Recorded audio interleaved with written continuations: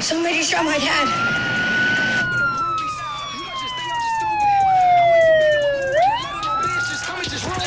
I get the killer mentality. I come from murder and tragedy. Single burn home and family. Do this shit for my whole family. I'ma go get me a Grammy. You know that I'm missing you, Granny. Backbone to my whole family. Somebody asked a question, and I think it's a great point. So I think people get caught up a lot of times in believing that if you're going to run for office, you need to be credentialed.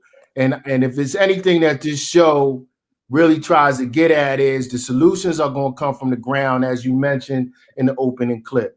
So, I want you to kind of explain that, it's not all about just people having credentialing, because I think people are fearful that or apprehensive to move into that area when they may actually have the policy solutions that are needed. I'm thinking about my sister that's in Missouri. What's her name? Cori Bush. Mm-hmm. Got her name?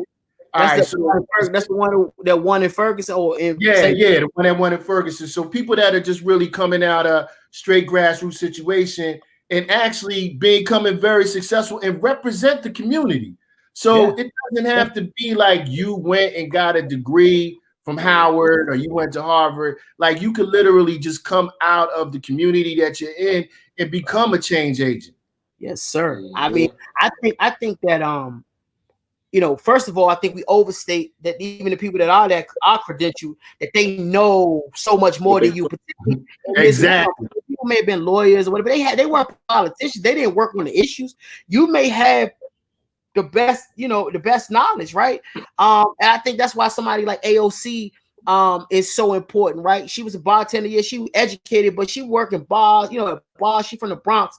I think she 29 years old. I think she is really been symbolic of what you're saying, Doc, that like, it's you, if you care and you know the issues, you know what I mean? And then you can learn as you go. And sometimes the perspective, the new perspective really is what's needed, because a lot of the people that have the experience or have been there or for a long time, they missing the mark. They're out of touch with what's going on now. So I think Congresswoman AOC, I think she's a great example of that. The sister you mentioned in Ferguson, a great example of that.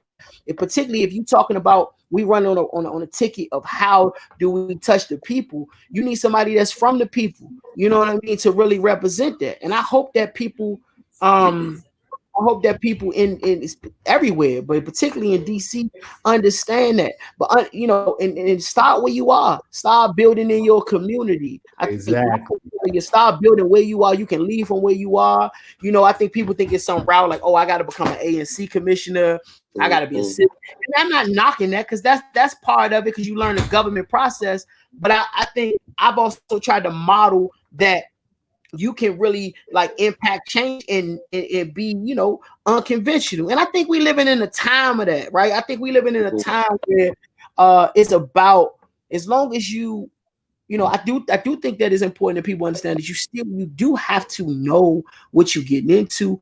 You have to align yourself with people. You gotta, but don't think that you have to have had all this like other stuff, because again, you got people that really, most of those people that's on the council and all that stuff, when they got on the council, that really was a change in career for them, and they had to learn as they learn. You know what I'm saying? Like, why can't you learn, or you can do the same thing? It's not like it's so. If you he just lost, but like Brandon Todd, who was the Ward 4 council member, like he was one of the people. He was like, I think he was Bowser's chief of staff when she was the Ward 4 council member, right? So like he was in politics. You know what I'm saying? But like, Kenya McDuffie worked in the Justice Department and then worked at the Attorney General office before he became Trayon. Same thing. Trayon is the actual like real example of like activist to council member, right? Right. Robert White, I know he did work in Eleanor Holmes' Northern office. So did Kenya before.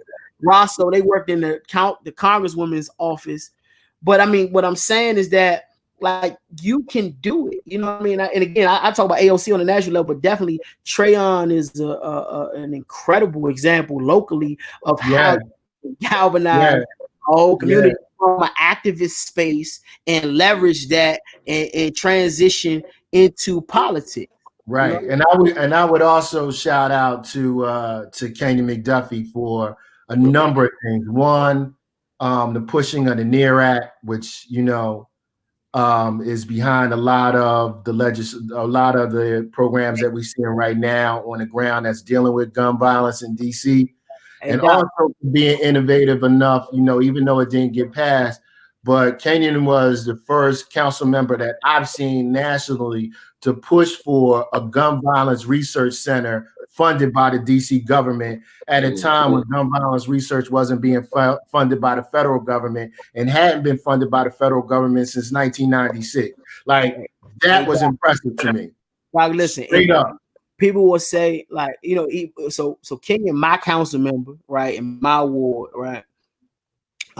What people don't know, so people say, oh, sometimes when I shout Kenyon out, like I'm being biased, right? But what people don't understand, first of all, Kenyon and I didn't necessarily get off on the right foot, right? We didn't like have it was like a point of contention. I was like, yo, man, look, man, we need this in this neighborhood, and I don't feel like, you know, Bob, you paying enough attention to X, Y, and Z. But from the conversations, built a relationship, man. And I watched this guy, you know, and I think also this is the thing. You got people don't understand this either about Kenyon. Kenyon inherited a ward that came, you know, you talking about a legacy. You talking about Harry Thomas Sr. and Harry Thomas Jr., right? In this ward as a council member, right?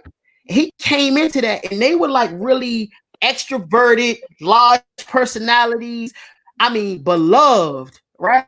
And so, you know, when you get that for 30 years or so or more, people expect that. So the next council member was supposed to be there. But so you don't fit that narrative.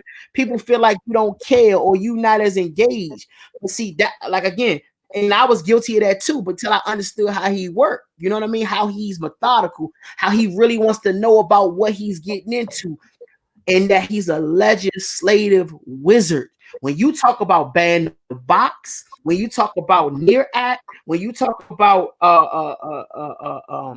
the IRA, when you talk about the DC Native Day, when you talk about the go-go legislation to be an official music and getting $3 million for go-go bands and all, I'm serious. Anything that's really substantial around Black people in the city, he did it. Like, seriously, you got it. I'm not. Trust me, for real.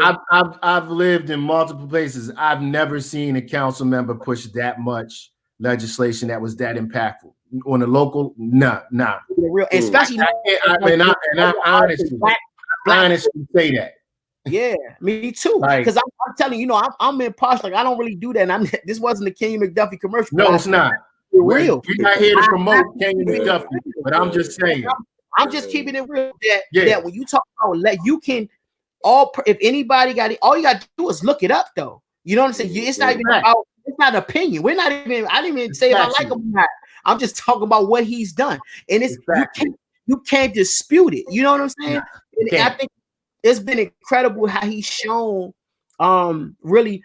Because council members, again, I think in the mind, particularly of poor Black people, was about, you know, our scope in this city I'm talking about was really framed by Marion Barry, right? Or people like Harry Thomas and Harry Thomas Jr. It was framed in that, you know, sort of cloaked in how they did it.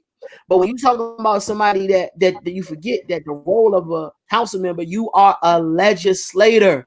That's your job.